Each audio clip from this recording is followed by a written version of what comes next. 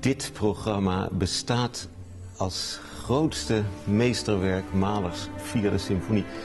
Mahler is zeer geliefd in Nederland en het is dit jaar het seizoen waarin hij 150 jaar geboren is en 100 jaar is overleden. De 4e symfonie is de meest toegankelijke van zijn symfonieën. Het is een weergaloos mooi stuk waarin het laatste deel, Das himmlische Leben, een sopraan de genoegens van de hemel bezingt.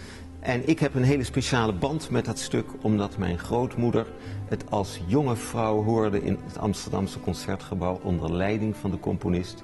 En tot het eind van haar leven vertelde ze daarover en kon ze de melodie uit het laatste deel, waar een sopraan zich bij het orkest voegt, nog op de juiste toon zingen. Dus ik zou zeggen, dit concert mag u absoluut niet missen.